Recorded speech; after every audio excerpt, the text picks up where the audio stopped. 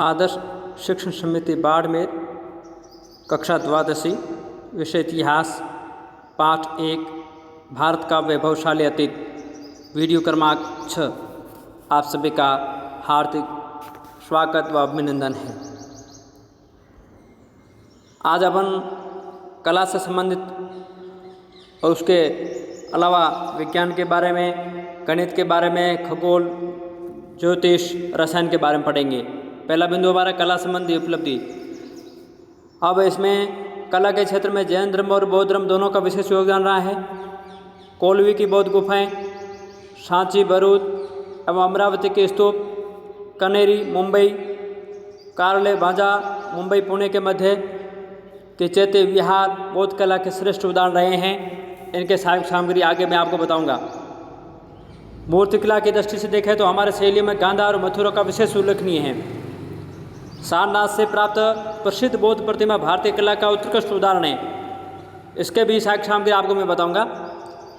वो वैसे वैदिक कार्य कपड़ा बनाने की कला से परिचित थे। बुनने के लिए वह धातु थी। बुनाई के कार्य को वयन, बुनकर को जुलाहे और बुने हुए को वस्त्र को वयून कहते थे। अब आप देखिए, ये कोली गुफा है, आपके सामने मैंने रखी है। ये कोली गुफा या गोली गुफा कोली गांव में स्थित एक गुफा है। कोली गांव जो मुख्य भारतीय राज्य राजस्थान झालावाड़ में आता है, ठीक है ना, झालावाड़ जिले में। इसे राजस्थान के एलोरा की गुफा भी कहते हैं। ये कठोर पहाड़ में बसी एक गुफा है जिसे गौतम बुद्ध की गुफा कहा जाता है। और ये गुफा हरियाणवी वास्तुकला में बनाई गई है। ये श्रेष्ठ उदाहरण आपके सामने रखा। अगला है अनमोल ऐतिहासिक विरासत कोलवी की गुफा। ये पहाड़ के अंदर बनाई हुई है। ये भरूच स्तूप बौद्ध कला का खजाना। ये फिर भरूच का आप देखिए। फिर ये अमरावती का स्तूप। ये अमरावती का आंध्र प्रदेश में आता है, उनका स्तूप। ये सारी ये महात्मा बुद्ध की ये सारी तस्वीरें वगैरह, तोरणदार वगैरह सारा आपके सामने सब रखा है। ये आंध्र प्रदेश में बौद्ध विरासत। ये पहाड़ी को काट करके बनाई हुई है। देखिए, पहाड़ी के अंदर बने हुए चित्र है, बाहर नहीं है। पहाड़ी को काट कर बनाए हुए चित्र हैं जो कई सदियों से आज तक जीवित है। पर्यटक वहाँ पर देखने जाते हैं। ये कानेरी गुफाएं जो अभी मैंने आपको बताया था, ठीक है, जो मुंबई के अंदर पड़ती है, वहाँ ये पहाड़ी को काट कर अंदर बनाई गई चित्रकारी है। ये देखिए, पहाड़ी के अंदर बनाई हुई गुफा। ये कारला और भांजा जो मैंने कहा, ये भी मुंबई और पुणे के मध्य स्थान है। ये जो खंडाला है उसके पर्यटक स्थलों में से एक है, जो हिल स्टेशन है, मात्र 16 किलोमीटर दूरी पर है। ये विशाल प्राचीन शुद्ध दूसरी शताब्दी ईसा पूर्व के जो ये बौद्ध धर्म के हिनायाना संप्रदाय की और भारत में चट्टान काट कर बनाए गए बौद्ध मंदिर कला का सबसे प्राचीन और उत्कृष्ट उदाहरण है। ये कारले भांजे लैनी बौद्धकालीन मुंबई से लोनावाला, ये पहाड़ी को काट करके बनाए गए कारले और भांजा के पहाड़ियों का। ये देखिए, इसको भी देखिए आप, कितना सुंदर कला है। कला के क्षेत्र में कितना सुंदर उत्कृष्ट उदाहरण है ये बौद्ध धर्म का। और ये भी देखिए स्तूप, ये गांधार का, ये देखिए ये सारी चित्रकारी। गांधार, मथुरा, अमरावती, ये मूर्तियाँ, मथुरा कला की शैली की मूर्तियों के उदाहरण ये आप देखिए। मथुरा के, इसको भी मथुरा कला के आप उदाहरण देखिए। ये सारनाथ का अभी आपके सामने मैंने रखा था। बहुत प्रतिमाएँ पूरे भारत में प्रसिद्ध है, विश्व प्रसिद्ध है सारनाथ के। ये आपके सामने रखी, देखिए। कपड़ों का भी आपको बताया था, जिक्र किया था, उसका भी उदाहरण ये मथुरा के होता है प्राप्त प्रतिमाएँ कंकाली टीला की। ये लोक कलाएँ, ये 64 कलाओं का जिनका भगवान माहिर थे कृष्ण भगवान। 16 कलाओं का चित्र। ये कला की परिभाषा और मानव जीवन चित्रण ये पहाड़ियों पर है ना, ये उस समय के हैं। ये नहीं, अपन देखिए, भारतीय चित्र के सबसे शुरुआती जो कृतियाँ पूर्व ऐतिहासिक काल छेल चित्र राकट पैकेट हुई थी। भीम बैठकर जैसे जगहों पर पाए गए पेंट्रोलिंग में से कुछ प्रस्तर युग में बने थे। प्राचीन ग्रंथ में दराई के सिद्धांत के जरिए से बताया गया है। ये इसको आप पढ़ लेना एक बार, सारे दौरान कार्य है। अधिक जानकारी के लिए मैंने चीज़ आपके रखी है, समय निकाल इसको पढ़ना। मूर्तिकला के बारे में, फिर वास्तुकला के बारे में। दिलवाड़ा जैन का मंदिर बहुत प्रसिद्ध मंदिर है। ये 5 मंदिर में एक समूह है, 5 मंदिरों का। ये राजस्थान के सिरू जिले के माउंट आबू नगर में इन मंदिरों का निर्माण 11वीं 13वीं शताब्दी के बीच हुआ। ये शानदार मंदिर जैन धर्म के तीर्थकरों को समर्पित है। पहला आया था जैन धर्म और बौद्ध धर्म दोनों का कला के क्षेत्र में योगदान रहा, तो ये जैन धर्म का है। दिलवाड़ा के मंदिर में विमलवासा ये मंदिर प्रथम तीर्थकार को समर्पित सर्वाधिक प्राचीन जो 1031 में बना था। 22वें तीर्थकार नेमिनाथ को समर्पित लोनवासा मंदिर काफ़ी लोकप्रिय है। ये मंदिर 1231 में वास्तुपाल और तेजपाल नामक 2 भाइयों द्वारा बनाया गया। दिलवाड़ा जैन मंदिर परिसर 5 मंदिर संगमर का है। मंदिरों के लगभग 48 स्तंभों नृत्य गणों की आकृति बनी हुई है। दिलवाड़ा का मंदिर मूर्तियाँ निर्माण कला का उत्तम उदाहरण है। ये देखिए आप इसको। अगला आता है बिंदु अपना। प्राचीन भारत में विज्ञान के क्षेत्र में समृद्ध भारत था, बहुत अच्छी उन्नति हुई थी भारत के में विज्ञान के क्षेत्र में, तो उसके अपन पढ़ेंगे। पहला आता है विज्ञान संबंधित उपलब्धियाँ वेदा में विज्ञान का विस्तृत वर्णन मिलता है, ठीक है ना। अब विज्ञान में गणित, ज्योतिष, रसायन विषयों पर लिखित संस्कृत ग्रंथों का अनुवाद परवर्ती काल में अरबी, लैटिन और अंग्रेजी भाषा में हुआ है।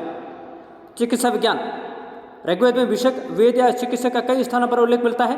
ऋग्वेद में एक विषक को पैर की टूटी हड्डी को जोड़ने का प्रयास करते हुए बताया गया है। चरक संहिता में चिकित्सा पद्धति का विशद वर्णन है। भारतीय परंपरा अनुसार सर्वप्रथम ब्रह्मा ने आयुर्वेद का ज्ञान दक्ष एवं भास्कर को दिया था। दक्ष प्रजापति ने आयुर्वेद का ज्ञान अश्विनी कुमार को दिया था। चरक संहिता में अश्ववेद के 6 गुण बताए गए हैं।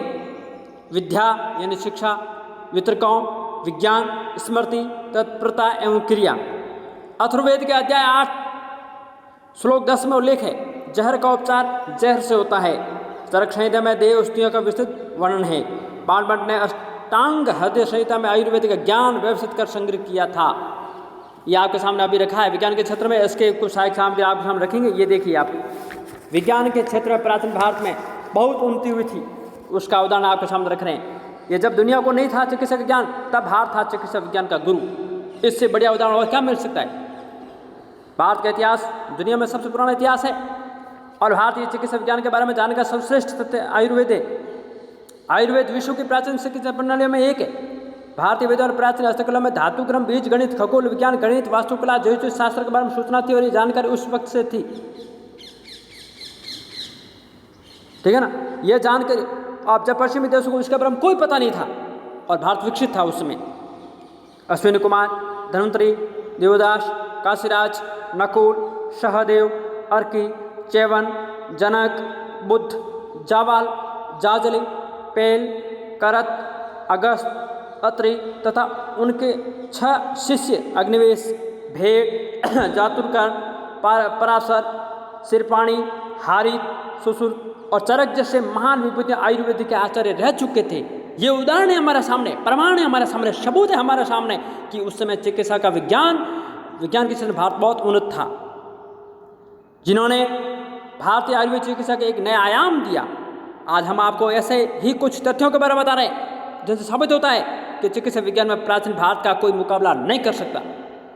ये देखिए, भारत दुनिया का आध्यात्मिक गुरु रहा है। माना जाता है गरुड़ पुराण में इतनी शक्ति है, ये मृत शरीर में प्राण का संचार कर सकता है। यही कारण है कि इसे संजीवनी विद्या के नाम से भी जाना जाता है। भारतीय आयुर्वेद की प्रणाली बेहद प्राचीन है, जिसका प्रमाण हमें धर्म ग्रंथों में मिलता है। ये इस शास्त्र के आदि आचार्य अश्विनी कुमार माने जाते हैं, जिन्होंने दक्ष प्रजापति को धाड़ में बकरे का सिर जोड़ा था। देखिए कितना श्रेष्ठ उदाहरण है। धन्वंतरी को हिंदू धर्म में देवताओं के वेद आयुर्वेद का जनक माना जाता है। ये एक महान चिकित्सक थे जिन्हें देव पद प्राप्त हुआ। हिंदू धार्मिक मान्यता के अनुसार ये भगवान विष्णु के अवतार समझे जाते हैं। भारत में विश्व की सबसे प्राचीन आयुर्वेद, प्राकृतिक और योग चिकित्सा पद्धति का जन्म विकास हुआ, जो आयुर्वेद के समय से चली आ रही। इसी के बाद पूरी दुनिया में होम्योपैथी, एलोपैथी, यूनानी, एक्यूप्रेशर, तंत्र मंत्र, यज्ञ आदि चिकित्सा पद्धति का जन्म हुआ और ये विश्व में प्रसारित हुई। सुश्रुत संहिता आयुर्वेद शल्य चिकित्सा का प्राचीन संस्कृत ग्रंथ है। इसके रचयिता संस्कृत और 6वीं शताब्दी में ईसाई ग्रंथ है और 6वीं शताब्दी ईसा पूर्व काशी में जन्मे थे। सुश्रुत संहिता में मनुष्य के आंता में कैंसर रोग के कारण उत्पन्न हानिकारक तंतुओं और टिश्यूओं को शल्य क्रिया से हटा देने का प्रमाण है। विवरण है उस समय के। शल्य क्रिया द्वारा शिशु जन्म की विधियों का वर्णन किया गया है। न्यूरो सर्जरी अर्थात रोग मुक्ति के नाड़ियों पर शल्य क्रिया का उल्लेख है तथा आधुनिक काल की सर्वाधिक पेचीदी क्रिया प्लास्टिक सर्जरी का विस्तार वर्णन सुश्रुत के ग्रंथ में है। इसके अलावा अस्थिभंग, कृत्रिम अंगरोपण, प्लास्टिक सर्जरी, दंत चिकित्सा, नेत्र चिकित्सा, मोतियाबिंद का शास्त्र क्रम निकालना, माता का उदर चीरकर बच्चा पैदा करना आदि की विधियां सुश्रुत संहिता में वर्णित है। यह आपके सामने उदाहरण है। दीर्घवेद के समय रानी विश्वबाला को युद्ध में एक पैर खो देने के बाद नकली पैर लगाया गया था। इसके बाद उन्होंने युद्ध भी लड़ा। ये चित्र आपके सामने। अब आप देखिए, प्राचीन भारत में समय अंग प्रत्यारोपण हो रहा है। ऋषि दयादिगा को मस्तिष्क में कुछ तकलीफ हो गई थी और उन्हें ठीक करने के लिए अश्विनी ने उनके सिर की जगह एक घोड़े का सिर लगा दिया था। अब देखिए, शल्य चिकित्सा के पितामह और सुश्रुत संहिता के प्रणेता आचार्य सुश्रुत को भारतीय चिकित्सा पद्धति में विशेष स्थान प्राप्त है। जब दुनिया को किसी भी स्वास्थ्य के बारे में कुछ भी ज्ञान नहीं था, तब वे शल्य चिकित्सा के से लोगों के रोग का निवारण किया करते थे। शल्य क्रिया के सुश्रुत 125 तरह के उपकरणों का प्रयोग करते थे। यही नहीं, सुश्रुत ने 300 प्रकार की ऑपरेशन प्रक्रिया की भी खोज की थी। ये चरक का चित्र, महर्षि चरक। ये देखिए, धन्वंतरि आयुर्वेद के देवता विष्णु का अवतार माने जाते हैं। चित्र आपके सामने रखा है और जानकारी आप पढ़ लेना।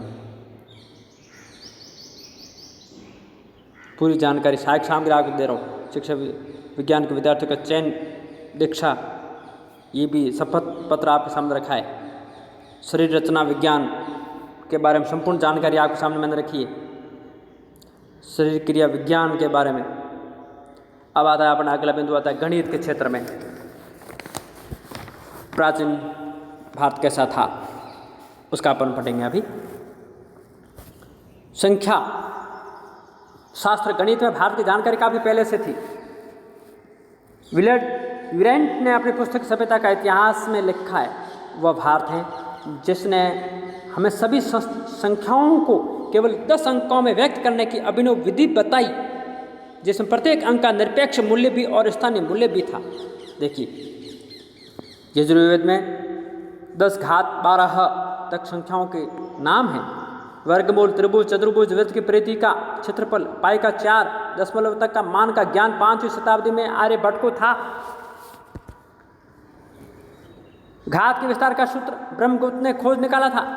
भास्कराचार्य के ग्रंथ लीलावती व सिद्धांत शिरोमणि अंक गणित, बीज गणित व रेखा गणित की दृष्टि से महत्वपूर्ण है। समकोण त्रिभुज योग 2 भुजाओं के वर्गों के समान होता है। रेखा गणित के इस सिद्धांत का चित्त प्रमेय का प्रतिपादन बोधायन ने किया था। कात्यायन ने वृत्त के ग्राफ को नापने की विधि बताई थी। ये आपके गणित क्षेत्र में मैंने आपको दिया है और ये उदाहरण आप देखिए।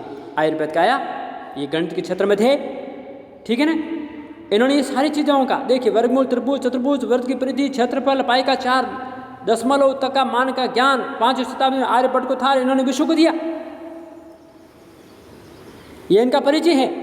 प्राचीन भारत के महान ज्योतिषविद और गणितज्ञ दोनों में निपुण थे।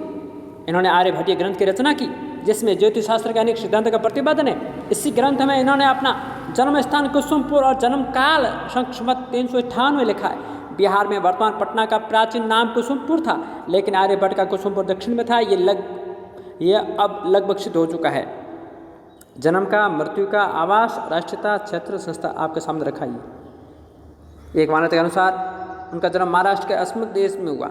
उनके वैज्ञानिक कार्यों का समाधान राजधानी में हो सकता था। उन्होंने लंबी यात्रा करके आधुनिक पटना का समय कुसुमपुर अवस्थित होकर राजधानी में अपना संपूर्ण रचनाएं पूर्ण की। आर्यभट्ट का योगदान आप इसको पढ़ लेना, भारत में क्या रहा, ठीक है ना। उदाहरण के तौर पर देखेंगे तो भारत के इतिहास में गुप्त काल या स्वर्णयुग के नाम से जाना जाता है। उसमें भारत ने साहित्य, कला, विज्ञान के क्षेत्र में अपनी प्रगति की और उसमें मगध नालंदा विश्वविद्यालय ज्ञान का प्रमुख केंद्र था। देश विदेश से विद्यार्थी यहाँ ज्ञान सीखने आते थे और खगोल शास्त्र का अध्ययन के लिए विशेष विभाग था। प्राचीन श्लोक के अनुसार आर्यभट्ट नालंदा विश्वविद्यालय के कुलपति थे। आर्यभट्ट का भारत और विश्व के ज्योतिष सिद्धांत पर बहुत प्रभाव रहा है। भारत में सबसे अधिक प्रभाव केरल प्रदेश की ज्योतिष परंपरा पर रहा है। आर्यभट्ट भारतीय गणितज्ञों में सबसे महत्वपूर्ण स्थान रखते हैं। उन्होंने 120 आर्य छंदों में ज्योतिष शास्त्र के सिद्धांत और उससे संबंधित गणित को सूत्र में आर्यभट्ट ग्रंथ लिखा है। उन्होंने एक और गणित में पूर्ववर्ती आर्किमिडीज से भी अधिक सही सुनिश्चित पाई के मान को निरूपित किया। दूसरी ओर खगोल विज्ञान में सबसे पहली बार उदाहरण के साथ ये घोषित किया कि पृथ्वी अपनी दूरी पर घूमती है। ये पूरा लिखा हुआ है गणित के क्षेत्र का, गणित का पूरा मान वगैरह, ये अपरिमेय, ये क्षेत्रमति, त्रिकोणमिति, ये आदिकाल का पूरा, ये गणित के चित्र, 8वां 10वां प्रणाली के चित्र, ठीक है ना। अब आता है पृथ्वी में कात्यायन का चित्र, ठीक है ना। कात्यायन जिन्होंने वर्त के ग्राफ को नापने की विधि बताई थी विश्व को, भारत को, ये कात्यायन है। ये कौन है? ऋषि कात्यायन की पुत्री है माँ। कात्यायन माँ है, ये ऋषि कात्यायन की पुत्री है चकतमक 9 रूपों में। वैदिक वाण में ऋषि कात्यायन का योगदान बहुत उत्तम था। अब अगला आता है खगोल और ज्योतिष विज्ञान, अगला बिंदु अपनाता है। अब इसमें भारतीय पंचांग प्रणाली से क्या जानकारी अपन को मिलती है, एक ये पहला प्रश्न बना है। इसमें देखेंगे पृथ्वी का आकार और भ्रमण, सूर्य ग्रहण, चंद्र ग्रहण, ग्रह, उपग्रह, तारों की गति, 27 नक्षत्र आदि के बारे में जानकारी मिलती है। इनके अलावा पृथ्वी के भ्रमण का सिद्धांत आर्यभट्ट ने प्रतिपादित किया। तारों और ग्रहों की गति के सूक्ष्म ज्ञान का वर्णन शतपथ ब्राह्मण में है। कणाद ऋषि वैशेषिक दर्शन के रचयिता, अणु सिद्धांत के प्रवर्तक थे। भौतिक विज्ञान में कणाद ने पदार्थ, उसके संगठनक तत्व, गुण का सिद्धांत प्रतिपादित किया। अणुओं के संयोजन की विशिष्ट धारणा भी कणाद ने दी। प्राचीन काल में भारतीयों को रासायनिक मिश्रण का विज्ञान था। इसका उदाहरण मेहरौली दिल्ली का लौह स्तंभ है, जिसे आज तक जंग नहीं लगा है। बहुत सारा जानकारी हम होती हैं। ये आर्यभट्ट का आ गया चित्र, पहले बताया, दोबारा और आपको बता रहे हैं खगोल के बारे में। इसलिए खगोल के बारे में इन्होंने आर्यभट्ट ने बहुत दिया। आर्यभट्ट की खगोल विज्ञान प्रणाली और उदयक प्रणाली कहलाती है। श्रीलंका भूमध्य रेखा पर उदय बौरोणसी से दिनों की शुरुआत होती है। खगोल विज्ञान पर उसके बाद के लेख जो सतही तौर पर एक द्वितीय मॉडल अर्धरात्रि का मध्यरात्रि प्रस्तावित करते हैं खो गए हैं, परंतु इन्हें आंशिक रूप से ब्रह्मगुप्त के खंड खादक में हुई चर्चाओं से पुनर्निर्मित किया जा सकता है। कुछ ग्रंथों में वे पृथ्वी के घूर्णन को आकाश की आभासी गति के कारण बताते हैं। सौर प्रणाली की गतियाँ प्रतीत होता है कि आर्यभट्ट ये मानते थे कि पृथ्वी अपनी दूरी की परिक्रमा करती है। यह श्रीलंका को संदर्भित एक कथन से ज्ञात होता है कि जो तारों की गति के पृथ्वी के घूर्णन से उत्पन्न अपेक्षित गति के साथ वर्णन करता है, ठीक है नहीं। अर्थात जैसे एक नाव में बैठा आदमी, ये श्लोक का अर्थ है, एक नाव में बैठा आदमी आगे बढ़ते हुए स्थिर वस्तुओं को पीछे की दिशा में जाते देखता है, बिल्कुल उसी तरह श्रीलंका में अर्थात भूमध्य रेखा पर लोगों तरह स्थित तारों को ठीक पश्चिम में जाते हुए देखा है। ये इनका वर्णन है, आप एक बार पढ़ लेना। ग्रहण के बारे में, नक्षत्रों का आवर्तकाल के बारे में भास्कर्य का नाम आता है। ये महान खगोल शास्त्री भास्कराचार्य के बारे में। ये न्यूटन से सैकड़ों वर्ष पहले धरती की गुरुत्वाकर्षण शक्ति दुनिया को बताई। इन्होंने खगोल शास्त्र पर कई पुस्तकें लिखी, जैसे सिद्धांत शिरोमणि, जिसमें उन्होंने ब्रह्मांड के अनेक राज खोले। उन्होंने धरती, चंद्रमा, सूर्य, अन्य ग्रहों की आपसी दूरी, ग्रहों की चाल, प्रकृति के बारे में पूरी सटीक गणना करके लिखी, जिसे आधुनिक विज्ञान भी मान चुका है। बिना आधुनिक मशीनों के इतना ज्ञान देने वाले इस महान वैज्ञानिक का नाम तक आज भारत के विद्यालय में पढ़ाना तो दूर बताया नहीं जा रहा है। हमें न्यूटन, गैलीलियो जैसे झूठे वैज्ञानिक की जगह महर्षि भास्कर्य का ज्ञान पढ़ाना चाहिए। गुरुदेव न्यूटन से 550 वर्ष पूर्व हमारे ऋषि भास्कराचार्य अपनी पुत्री लीलावती को सिखा रहे हैं। पृथ्वी में आकर्षण शक्ति है। पृथ्वी अपने आकर्षण शक्ति से भारी पदार्थों को अपनी ओर खींचती है और वह आकर्षण के कारण जमीन पर गिरते हैं। अब यह आप विचारे, न्यूटन ने दुनिया के गुरुत्वाकर्षण के सिद्धांत पर क्या नया दिया। भास्कराचार्य, भास्कर का द्वितीय, ये पूरा गणित और ज्योतिष के क्षेत्र में इनके योगदान को एक बार पढ़ लेना।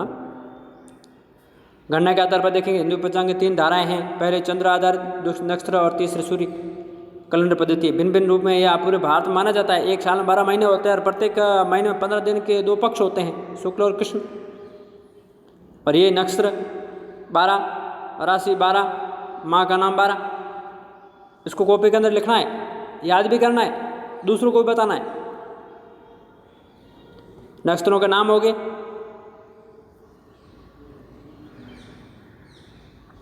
मतलब 9 ग्रह, 12 राशि, 12 घर और 27 नक्षत्र की संपूर्ण जानकारी आपके सामने रखी। ये 27 नक्षत्र हैं। ये जानकारी कॉपी में लिखनी है, दूसरों को बताना है, याद भी करनी। भारत का ज्योतिष परिचय इतिहास एक बार आप देख लेना, इसको याद भी कर लेना, पढ़ भी लेना। ये सहायक सामग्री काल की गणना कैसे करते थे उसकी, यानी एक सामान्य दिन में 60 घंटे, 1 घंटे 24 मिनट का 60 पल, 1 पल 24 सेकंड, 60 विफल, 2.5 विफल 1 सेकंड होते हैं। ये सूर्य के किसी स्तर बिंदु नक्षत्र के सापेक्ष पृथ्वी के परिक्रमा काल को 100 वर्ष कहते हैं। इसको आप ठीक से पढ़ लेना।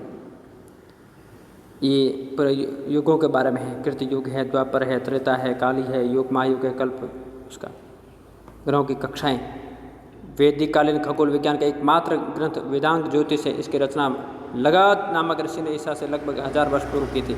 वेदांग ज्योतिष के बाद लगभग 1000 वर्षों तक खगोल विज्ञान का कोई ग्रंथ नहीं मिलता। 5वीं शताब्दी में आर्यभट्ट ने सर्वप्रथम लोगों को बताया कि पृथ्वी गोल है और यह अपनी धुरी पर चक्कर लगाती हैं। ये पूरा खगोल विज्ञान की जानकारी आप सामने रखिए पूरा। अब देखिए खगोल अंतरिक्ष तारामंडल के बारे में चित्र को देखिए। यानी आर्यभट्ट जी ने अपने प्राचीन काल में धातु क्रम, बीज गणित, खगोल विज्ञान, गणित, वास्तुकला और ज्योतिष शास्त्र के बारे में बता दिया था, जब पश्चिमी देशों को इनके बारे में कुछ पता नहीं था।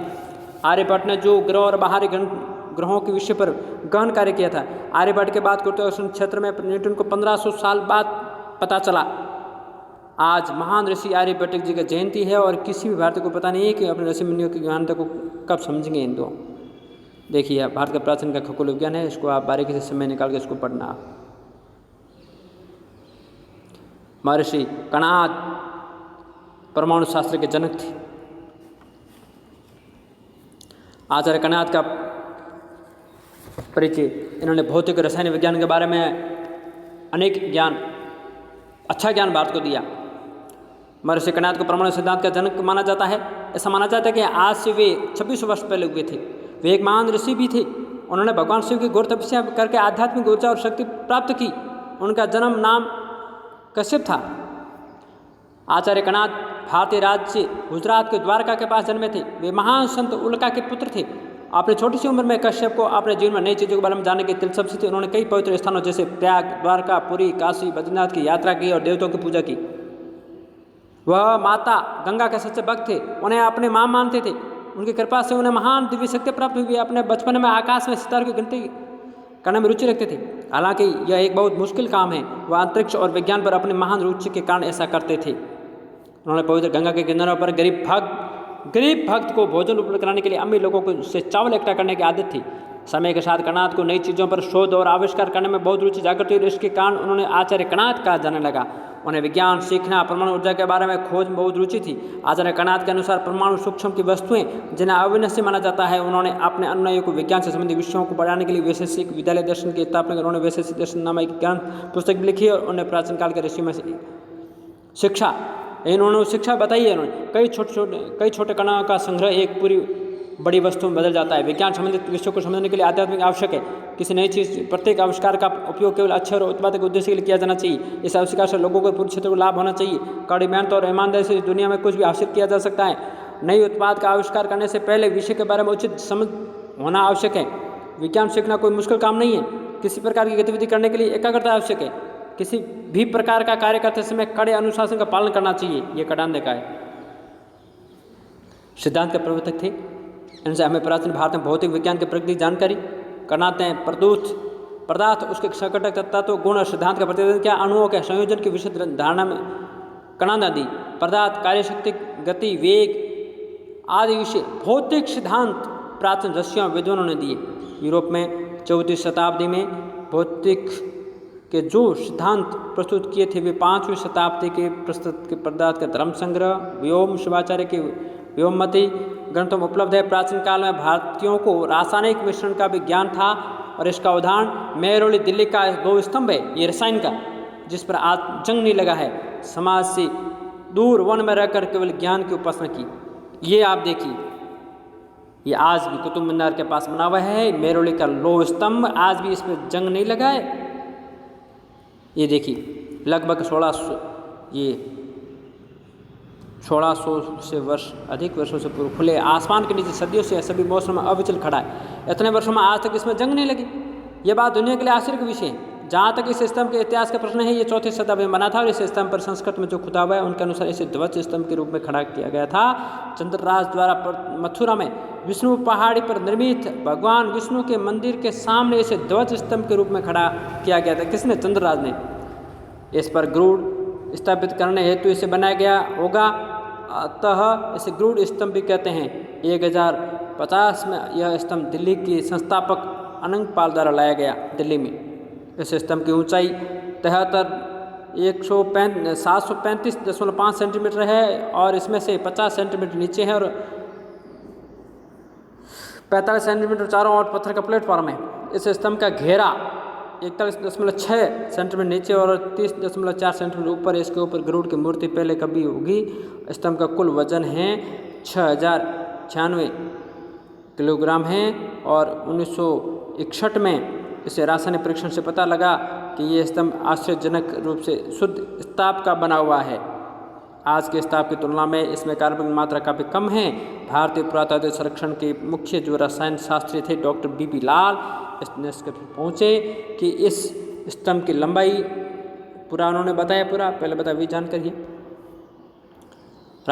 ये राजा चंद्र की पहचान, यानी इतिहासकार मरोली के लोह स्तंभ को सम्राट चंद्रगुप्त द्वितीय के काल में रखा। लोह स्तंभ में वर्णित राजा चंद्रगुप्त द्वितीय से जोड़ दिया गया है। कुछ इतिहासकार मानता है कि इस लोह स्तंभ में जो लेख है वो गुप्त लेखों की शैलिका है। कुछ कहते हैं कि चंद्रगुप्त द्वितीय के धनुर्धर सिक्कों में एक स्तंभ नजर आता है जिस पर गरुड़ है, वह स्तंभ राजदंड भी अधिक नजर आता है, उसका है। कक्षा कार्य, प्राचीन भारतीय कला के क्षेत्र में बौद्ध और जैन धर्म का योगदान। दूसरा प्रश्न, प्राचीन भारतीय गणित की जानकारी अपने शब्दों में लिखी। तीसरा, आर्यभट्ट भास्कराचार्य के परिचय के साथ उनके कार्य का संक्षिप्त विवरण ये लिखना है, कॉपी में याद करना है। गृह कार्य, प्राचीन भारतीय विज्ञान के क्षेत्र में समर्थ था, इसका विस्तार से लिखिए। दूसरा प्रश्न, भारत के पंचांग प्रणाली से आपको क्या जानकारी मिलती है, लिखिए। तीसरा, प्राचीन भारत के रसायन विज्ञान की जानकारी को लिखिए, ये गृह कार्य का लिखना भी याद भी करना है। कुछ विज्ञान के वैदिक विज्ञान के चित्र आपके सामने रखा है। इसी के साथ अपना ये पहला पाठ और आज का बिंदु पूर्ण होता है। सभी को एक बार पुनः नमस्ते।